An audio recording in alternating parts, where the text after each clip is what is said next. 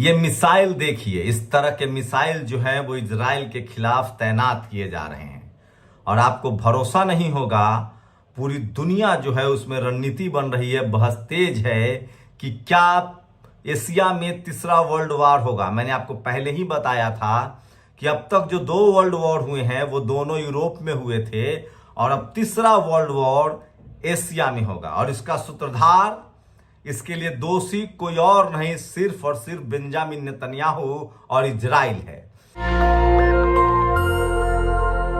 नमस्कार, मैं शंभू कुमार सिंह और आप देख रहे हैं नेशनल दस्तक। ये मिसाइल देखिए, इसकी तैनाती करने जा रहा है। जितने मुस्लिम देश हैं वो सब के सब तैयार हैं और सारे हथियार पहुंचाने की जिम्मेदारी अब रसिया और चाइना ने ले ली है। सोचिए, ईरान, चीन और रूस, जिसको रूस कहते हैं, पुतिन, ये तीनों मिल गए हैं और इन तीनों ने तय किया है कि अमेरिका, तोते की जो इजराइल की जान है ना, वो तोते में है और वो है अमेरिका। अब उस पर हमला किया जाएगा और इसकी सीधी सपाट रणनीति बनाई गई है। जिस तरह से इजराइल के बेंजामिन नेतन्याहू ने 120 देशों के शांति समझौते को नकार दिया है, उसके बाद सीधा सीधा विकल्प रह गया है। राष्ट्रपति पुतिन, जो रूस के राष्ट्रपति हैं, जो खुद युद्ध यूक्रेन में फंसे हैं, उनका कहना है कि इजराइल ने युद्ध के सारे नियमों को तोड़ दिया है। दरअसल पुतिन का एक दूसरा खुन्नस भी है। दरअसल यूक्रेन युद्ध में पुतिन इसलिए फंस गए क्योंकि लगातार अमेरिका हथियारों की सप्लाई कर रहा था, लेकिन वहां रूस ज्यादा नहीं बोल सकता था क्योंकि यूक्रेन के मामले में रूस को लोग संदिग्ध नजरों से देख रहे थे और पूरी दुनिया को लग रहा था कि यूक्रेन कमजोर देश है और रसिया उस पर हमला कर रहा है। ठीक वही चीज हुआ इजराइल और फिलिस्तीन में। सोचिए, पिछले 75 सालों से लगातार इजराइल दुनिया को यह कहता आ रहा था कि फिलिस्तीन जो है वो आतंकी संगठन है। अब इस बोर्ड को देखिए, ये खास तस्वीर है जिसको लगभग दुनिया भर में लोग देख रहे हैं। इसमें लिखा जा रहा है कि Israel is a terrorist country, Israel is terrorist, Benjamin Netanyahu is terrorist, और पूरी दुनिया में ये तस्वीर वायरल है। आप कल्पना कर सकते हैं, पूरा का पूरा खेल बदल गया है। कहां इजराइल ने सोचा था कि वो फिलिस्तीन पर कब्जा कर लेगा, हमास के आतंक के बहाने पूरी दुनिया को एकजुट कर लेगा और वो फिलिस्तीन पर कब्जा कर लेगा। शुरुआत में ऐसा लगा भी, सोचिए, लेकिन दोनों तरफ से नुकसान इजराइल को होने लगा है। इजराइल अमेरिका का आर्म डीलर था, दलाल था, ब्रोकर था। वो अपने आप को सबसे ताकतवर हथियार वाला देश कहकर एशिया में हथियार बेचता था, लेकिन जैसे ही हमास ने 5000 रॉकेट मारे एक दिन में, उसके बाद उसकी पोल पट्टी खुल गई कि ये रडार कहां चला गया, ये आयरन रडार कहां चला गया। और उसके बाद दुनिया को लगा कि इजराइल शायद निपट ले, लेकिन इजराइल गाजा पट्टी पर हवाई हमला तो करता रहा। उसमें भी पता चल गया कि अमेरिकन जहाज है UF-16, उससे हमला हो रहा है, मतलब इजराइल के पास अपना कुछ नहीं है। उसके बाद आनन फानन में इजराइल को अपना युद्धपोत भी भेजना पड़ा, जिस पर 50 से ज्यादा फाइटर पायलट हैं। उनको लग रहा था कि दुनिया उनके साथ खड़ी हो जाएगी, लेकिन सोचिए, इजराइल के साथ आज कोई नहीं खड़ा है। अमेरिका के बाद 13 ऐसे देश है जिसका आप नाम भी नहीं जानते होंगे। वहीं रूस, चाइना, ईरान, ये 3 ऐसे इंपॉर्टेंट देश है एशिया के जो ताकतवर हैं, जिनके पास हथियार है, मिसाइल है। अमेरिका के आगे निकल चुका है चाइना, वो लगातार इजराइल के खिलाफ और अब फिलिस्तीन को हथियार देने लगा है। वही सोचिए, भारत और पाकिस्तान में कभी भी मुस्लिम कंट्री पाकिस्तान के साथ नहीं गए क्योंकि भारत की कभी विस्तारवादी नीति नहीं थी। मुस्लिम देशों ने, खासकर खाड़ी देशों ने, ईरान ने हमेशा भारत का साथ दिया, लेकिन जैसे ही फिलिस्तीन और इजराइल का मामला आया, सारे के सारे मुस्लिम राष्ट्र इजराइल के खिलाफ हो गए। जबकि आपको बता दूं कि दुनिया का सबसे बड़ा दूसरा मुस्लिम आबादी भारत में रहता है। उसके बाद भी तमाम खाड़ी देशों ने भारत का साथ दिया, भारत के साथ थे और आज भी हैं।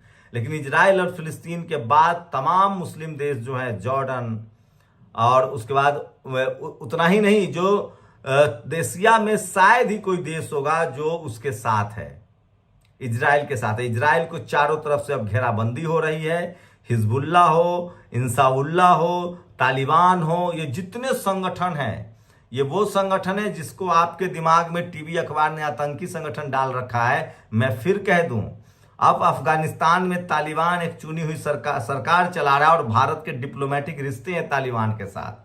अभी तक हमास को घोषित नहीं किया गया भारत सरकार की तरफ से आतंकी संगठन, न इजराइल ने किया, न यूनाइटेड नेशन ने किया है।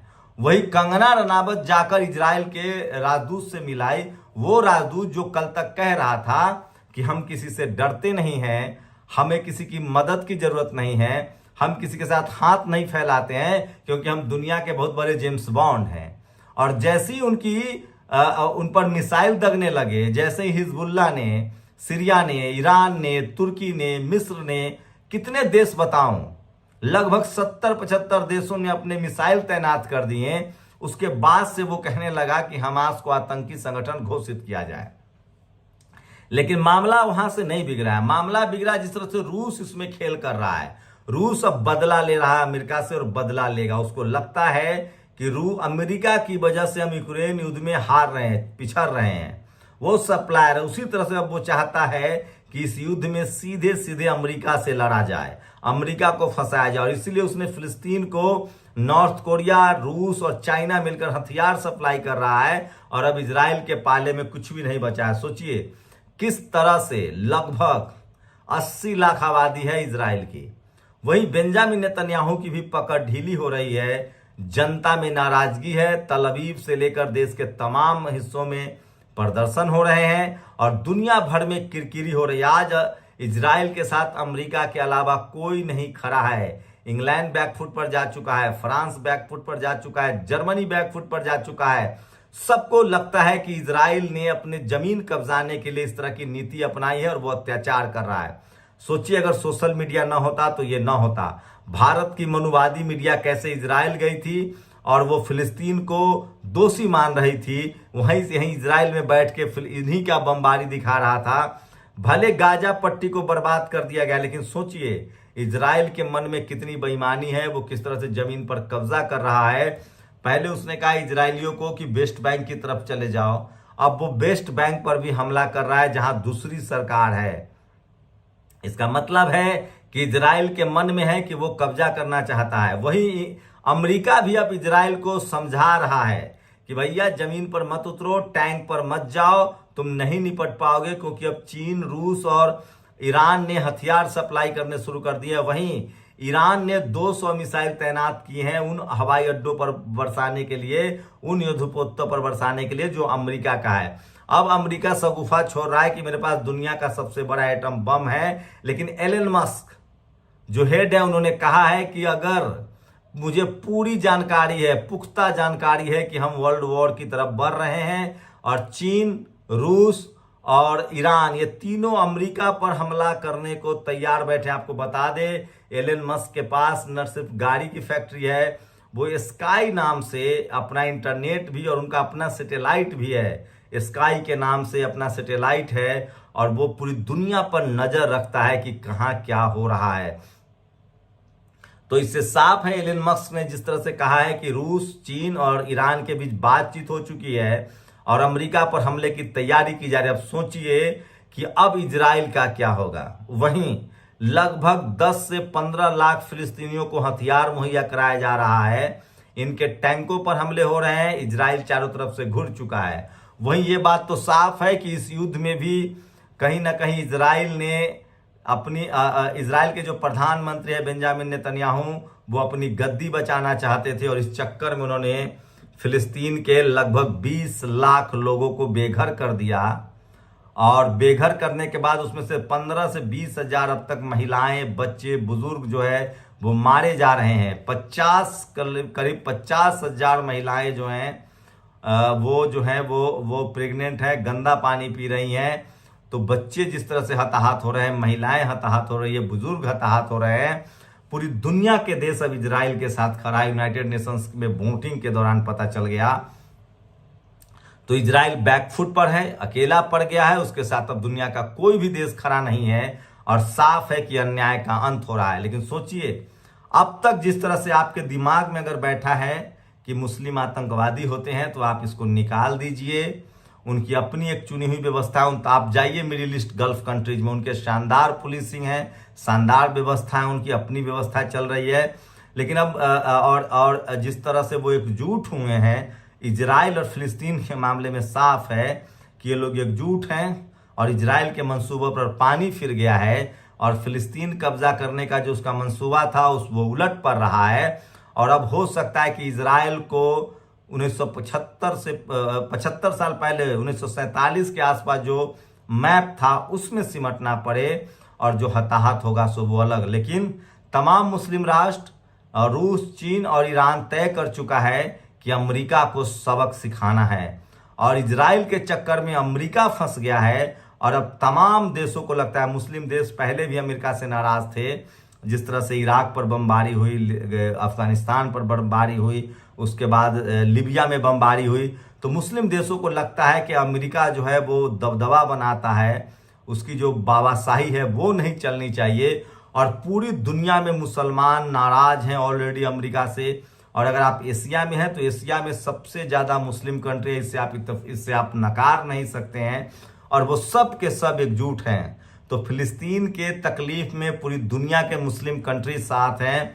दुनिया का शायद ही कोई ऐसा देश हो जहां प्रोटेस्ट नहीं चल रहा है। और इस प्रोटेस्ट ने साबित कर दिया है कि फिलिस्तीन के साथ पूरी दुनिया है और इजराइल अलग थलग पड़ता जा रहा है। सवाल है कि इजराइल अब लगातार टूटे हुए घरों पर बम गिरा रहा है और अब 1 या 2 दिन में हमला शुरू हो जाएगा अमेरिका पर, अमेरिका के युद्धपोत पर। अमेरिका के उन तमाम 13 ऐसे देश हैं खाड़ी देशों में यानी एशिया में जो अमेरिका के अड्डे हैं। जैसे ही अगर इजराइल ने बमबारी नहीं रोका तो अब अमेरिका के जो सैनिक ठिकाने हैं वहां हमले शुरू हो जाएंगे और उसके लिए बाकायदा तैयारी हो चुकी है चीन, रूस और ईरान की।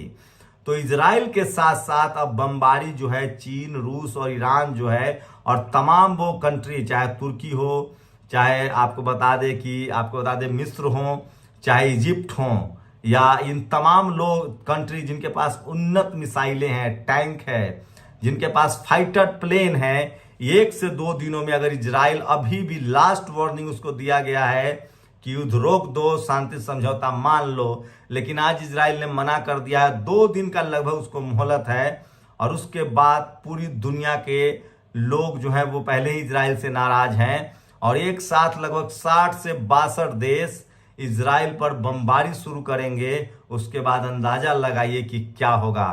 तो इजराइल ने इजराइल के बेंजामिन नेतन्याहू ने अपनी गद्दी बचाने के लिए, अपनी सत्ता बचाने के लिए न अपने देशवासियों को युद्ध में धकेल दिया है, न सिर्फ वो फिलिस्तीनियों को मार रहा है, बल्कि उसने एशिया को भी युद्ध में धकेल दिया है और वो भी वर्ल्ड वार युद्ध में। सोचिए इससे क्या होगा। तमाम भारत जैसे देश की अर्थव्यवस्था चौपट हो जाएगी क्योंकि हमारा सारा का सारा बिजनेस खाड़ी देशों से है। तो सोचिए भारत ही नहीं पूरी दुनिया का देश जो है वो आर्थिक चपेट में आएंगे। तो एक सनकी, एक सत्ता लोभी और एक तानाशाह किस तरह से दुनिया को बर्बाद कर सकता है, आप ये देख सकते हैं। सोचिए यूक्रेन और रूस के युद्ध में पुतिन की क्या हालत हुई। पुतिन वो बदला भी लेना चाहता है अमेरिका से और उसको चीन का साथ मिल रहा है। और चीन का स्वार्थ ये है कि अगर इजराइल नहीं रुकता है, वो चाहता है कि इजराइल ना रुके और फिलिस्तीन के समर्थन के बहाने वो इजराइल पर बम उपलब्ध कराएगा, बमबारी करेगा और बदले में उसको खाड़ी देश अपना भाग्य विधाता मान लेंगे और उसका बिजनेस और कारोबार और बढ़ेगा। वहीं ईरान का भी पुराना खुन्नस है अमेरिका से और नॉर्थ कोरिया का खुन्नस है अमेरिका से और सारा मुस्लिम राष्ट्र वैसे ही अमेरिका से नफरत करता है क्योंकि तमाम गल्फ कंट्री में वो तेल को भी कंट्रोल कर रहा था।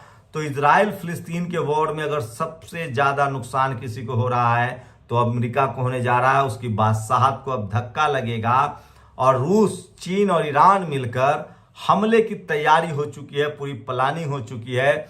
और ये बात एलन मस्क ने कहा है कि हम वर्ल्ड वॉर की तरफ जा रहे हैं। लेकिन सवाल है कि सिर्फ 14 देश, जिसमें अमेरिका एक मुख्य देश है, बाकी कोई भी अमेरिका और इजराइल के साथ अब तक लड़ने की हामी नहीं भर रहा है। सारे देश अपनी अपनी अर्थव्यवस्था को बचाएंगे और युद्ध में कोई तबाह होगा तो वो अब इजराइल होगा क्योंकि अमेरिका में अमेरिका दूर है, हो सकता है कि अमेरिका की युद्धपोत तबाह हो और खाड़ी देशों में जो उसके सैनिक अड्डे हैं वो तबाह हो, लेकिन सोचिए इजराइल का क्या होगा। तो वक्त बदलते देर नहीं लगती है और इजराइल का वक्त बदल गया है और वो अपनी बर्बादी के कगार पर पहुंच गया है। आप लोग अपनी प्रतिक्रिया जरूर दीजिए कि किस तरह से गरीब मजलूम के साथ अन्याय करने वालों का यही हश्र होता है। शुक्रिया।